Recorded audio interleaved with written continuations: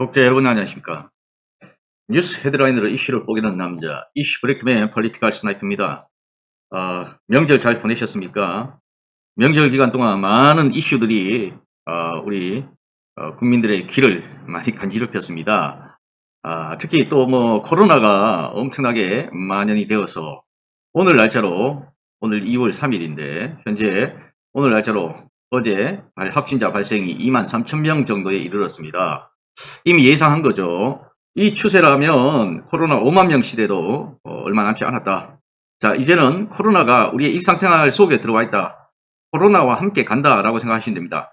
감기처럼 생각을 해야 될 시점이죠. 이제 치료제도 들어와 있으니까 얼마만큼 확진자가 발생하느냐보다 이제 중증 환자, 사망자의 숫자가 중요하다는 말씀을 드리겠습니다. 어느 정도 정점을 찍으면서 좀 줄어들게 되겠죠. 이하여대 최재천 교수였습니까? 그분 말씀이 좀 생각이 나네요. 일상화된 코로나 시대에 우리는 살아가고 있는 겁니다.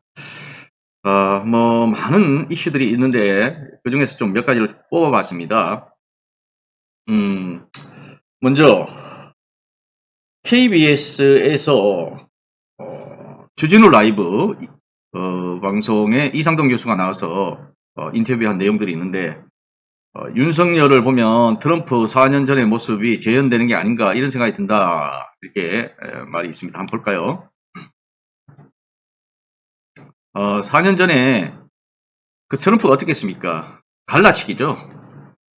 종교, 인종, 뭐 계층 다양한 면에서 트럼프는 갈라치기를 했습니다. 그래서 자기 지지층의 결집만을 위해 가지고 분열을 획책했다. 윤석열도 또한 그렇지 않을까 싶습니다. 이상동 교수는 이번 대선과 같은 양강구도에서는 토론이 결정적인 영향은 없을 것이다. 토론에 대한 피로감이 있어서 법정 토론 일수만 해도 될 것이다. 하지만 결정적인 영향이 없어도 중도층에 상당한 영향을 미칠 겁니다. 사람은 그렇잖아요. 우리가 적극적인 지지층은 자기의 의사를 표현하지만 간망하는 층에서는 물어봐도 대답을 잘 안 합니다. 어느 정도 이미 판단이 서 있는 부분도 있고 토론을 보고 결정할 수 있는 그런 것들이 큽니다. 토론을 통해서 우리가 알고자 하는 것은 국가 지도자가 어떤 가치관 그리고 위기에 대한 대응 능력 이런 부분들 식견 이런 것들을 보고자 하는 것이죠. 누가 써준 것을 읽고 자기 생각이 아닌 남들이 얘기해준 참모가 얘기해준 이런 얘기만 이야기한다면 우리 국민들은 상당히 불안해질 것이다. 자, 문정부와 집권당이 과거부터 축적된 경험과 역사를 존중하지 않아서 선언과 정의에만 집착하고 결국 개혁 아젠다 실패해서 민심을 잃은 것이다. 경험과 역사를 존중하지 않았다.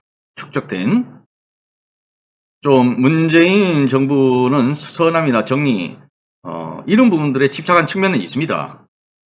어떤 정책을 펼침에 있어가지고 실용적인 부분보다는 이런 쪽이 좀 우리가 치우쳐졌다고 볼 수 있겠죠.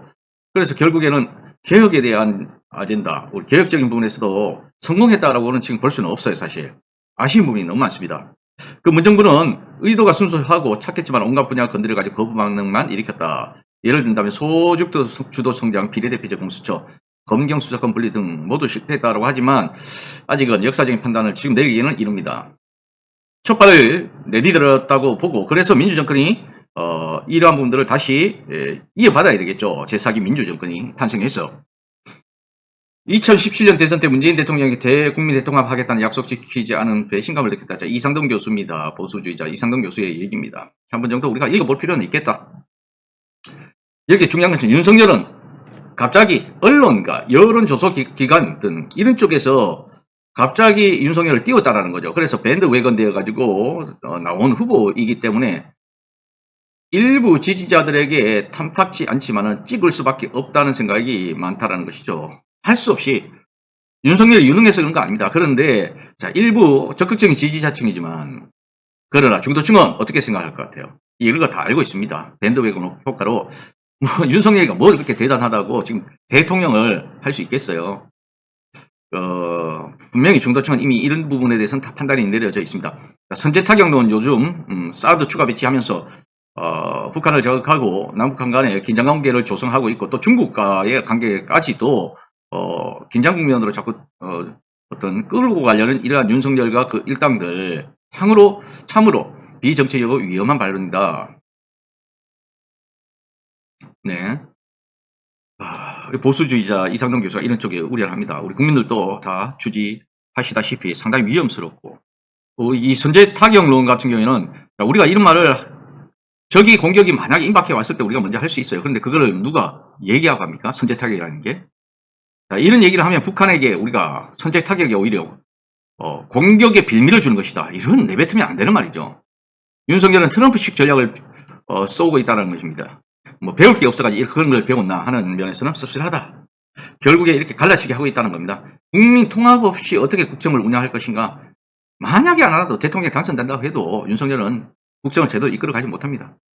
자, 이 정도 하고 다음 주제로 넘어가도록 하겠습니다. 국민일보. 송영길 당대표가 윤석열 당선되면 이준석과 홍준표는 팽당할 것이다. 그거 뭐 굳이 얘기 안 해도 우리는 다 알고 있는 사실이고, 어쩔 수 없이 지금은 봉합되어 가지고 뭐 홍준표는 선거 고문까지 하고 있는데, 윤석열이 당선된다고 가정했을 때 국민의힘은 윤석열의 친정당이 될 것이며 기존의 국민의힘 구성원들은 팽당할 수밖에 없다. 자, 당연한 얘기입니다. 지금은 2030 세대를 잡기 위해서 어쩔 수 없이 이준석과 손을 잡은 상태지만 이게 울며 겨자 먹기로 갈등을 봉합한 것이다. 하지만 본인이 윤석열이가 대통령이 된다면 자신의 정당으로 교체해버리고 기존에 불만 많은 인사들 다 숙청하겠죠. 대표적인 사람이 누굽니까? 홍준표. 홍준표가 1차. 아니죠. 1차는 이준석입니다. 2차 홍준표 다 어떻게 될까요? 숙청당합니다. 반대로 이재명 민주당 대선 후보가 당선되면 민주당의 주류가 친노, 친문에서 문재인에서 이제는 이재명, 변방의 장수였습니다. 이 이재명으로의 교체가 되기 때문에 실질적으로 우리는 이런 부분들이 정권 교체의 의미도 가지고 있는 겁니다. 민주당 정부가 이어지는 것은 계속 이어지지만, 자, 확연히 문재인 정권과 이재명 정권은 구성원들이, 그러니까 핵심 멤버들의 구성원들이 달라지는 겁니다. 그래서 인물 교체를 통한 우리가 정권 교체라고 볼 수가 있는 거죠. 네. 그런데 윤석열 정부가 탄생하면 무속 논란도 계속될 것이죠. 당연한 얘기입니다. 뭐 토론의 날짜까지도 혹시라도 무속인에게 점을 봐서 날짜를 받은 거 아닌가라고 이렇게 얘기를 하고 있습니다. 다음 주제로 가겠습니다. 다음 이슈. 이 가장 중요한 거죠. 디지털 타임스 동아일보. 자, 내가 입만 열면은 윤석열이는 죽는다. 누가 얘기했어요? 김만배. 대장동의 지금 핵심 멤버죠. 김만배가 정영학이하고 이야기를 했는데, 이때 정영학이가 이 김만배와의 대화를 녹취한 내용 중에 바로 내가 입 열면은 윤석열이는 죽는다. 어마무시한 얘기죠. 이런 것들을 YTN이 뉴스로 보도하려고 했다가 기자들의 어떤 압력이나 지금 YTN이 갑자기 윤석열한테 막 붙는 게 보이죠. KBS도 그렇습니다. 지금 그 내용을 보면 박주민 민주당 의원은 이건 윤 후보 앞에서 얘기한다든지 또는 김 씨나 정 회계사가 자기가 모르는 일반적인 사람들 앞에 두고 겁박을 하기 위해서 하는 얘기가 아니라 정말 밀접한 지인 두 명이 스스럼 없이 나누는 얘기가 녹음된 것이다. 굳이 거짓말을 할 필요가 없다. 보도에 따르면 김만배가 윤석열의 검찰총장 인사청문회 당시에 청문회를 같이 도왔다는 보도도 있었다.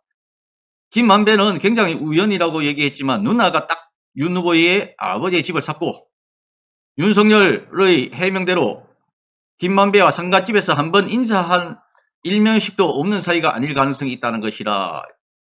박 의원은 민주당이 계속 지적해왔던 게 대장동 개발과 관련해서 부산상호저축은행 대출 관련된 부실 수사 담당도 윤석열이었다. 그 무렵에 관계됐던 사람들이 계속 하천대유에서 관계하는 일을 하고 있다는 얘기가 나오는 것이다.